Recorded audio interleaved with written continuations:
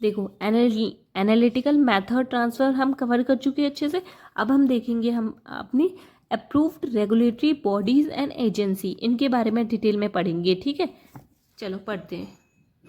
अब देखो, अब हम पढ़ते हैं हमारा approve regulatory bodies and agency, ये क्या होती हैं। हम सबसे पहले इसको पढ़ने से पहले हम समझ लेते हैं रेगुलेटरी बॉडीज़ क्या होती हैं हमारी। ठीक है, देखो रेगुलेटरी बॉडीज़ क्या होती है हमारी कंट्री में। क्या होता है हमारी कंट्री में दो लेवल होते हैं हमारे।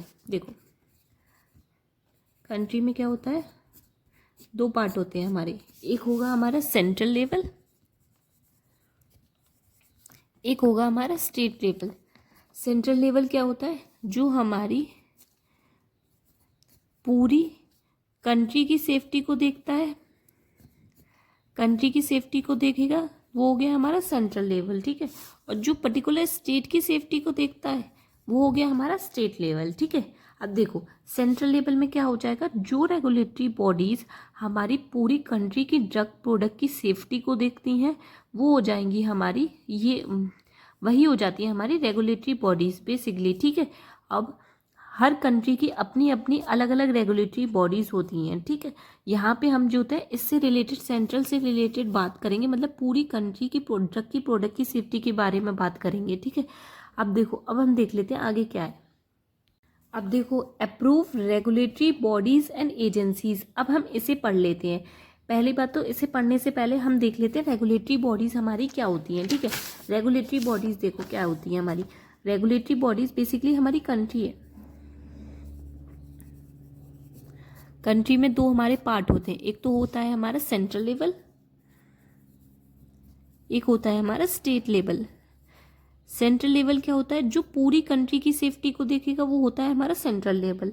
जो पूरी पर्टिकुलर एक स्टेट की सेफ्टी को देखता है वो होता है हमारा स्टेट लेवल।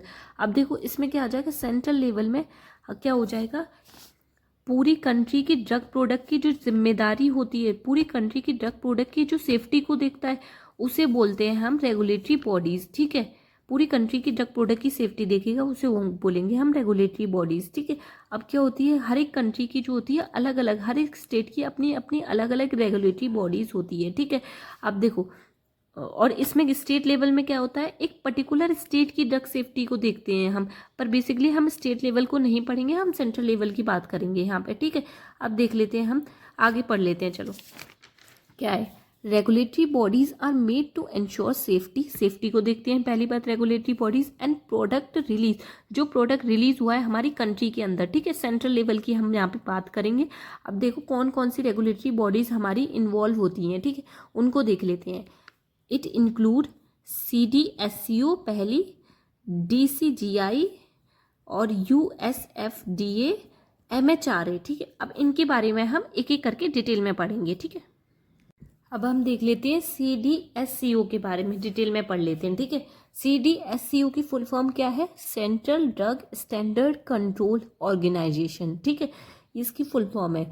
अब देखो, national regulatory authority of India, CDSCO किसकी वो है, इंडिया की है हमारी रेगुलेटरी बॉडीज। ठीक है, अब इसमें क्या आता है, हमारा CDSCO में काम क्या होता है, ये क्या करती है, हमारी किसी भी प्रोडक्ट की सेफ्टी को देखती है। ठीक है, वैक्सीन कैसे बनाई उसकी सेफ्टी को देखेगी, वैक्सीन की इक्विपमेंट की जो इंडिया में रिलीज हो रही है उन सब की सेफ्टी को देखने का काम हमारा है CDSCO का। ठीक है, इट इंक्लूड मैनी, अब देखो इसमें क्या क्या इन्वॉल्व होता है, इट इंक्लूड मैनी कमेटी, इसमें बहुत सारी कमेटी इन्वॉल्व होती हैं, सच एज DTAB।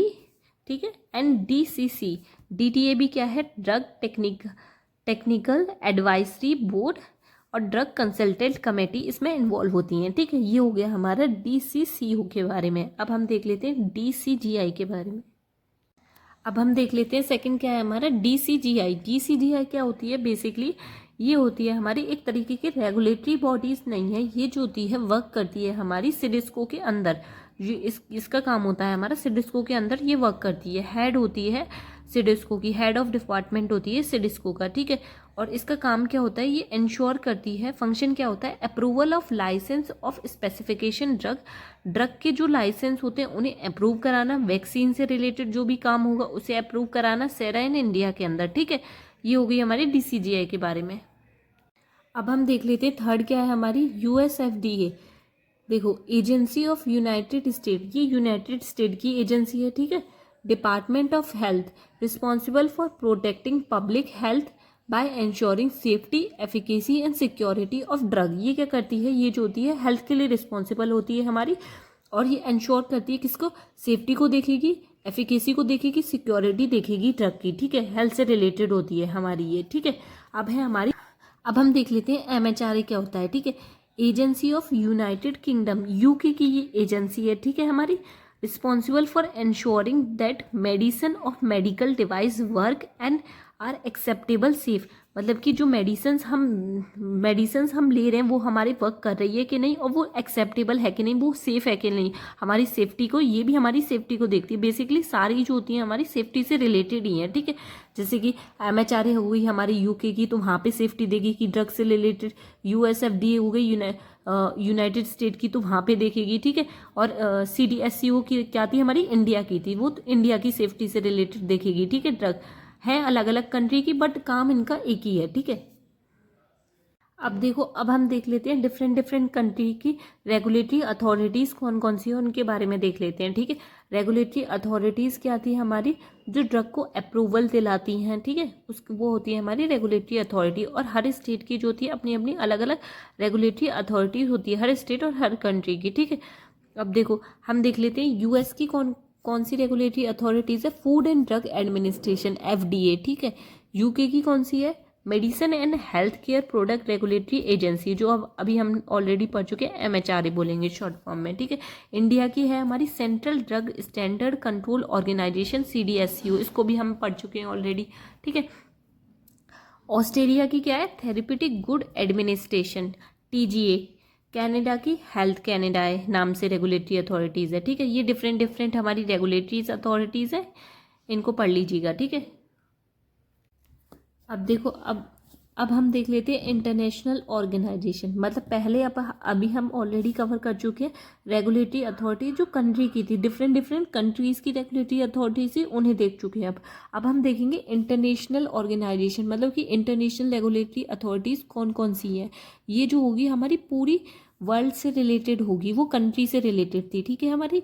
अब देखो, इन्हें देख लेते हैं, वो क्या क्या है। वर्ल्ड हेल्थ ऑर्गेनाइजेशन, इसका नाम तो आपने सुना ही होगा, WHO का नाम, ठीक है, हर जगह सुना है। सेकंड क्या है हमारी, वर्ल्ड ट्रेड ऑर्गेनाइजेशन, WTO, ठीक है। थर्ड क्या है हमारी, international conference on harmonisation, ICH।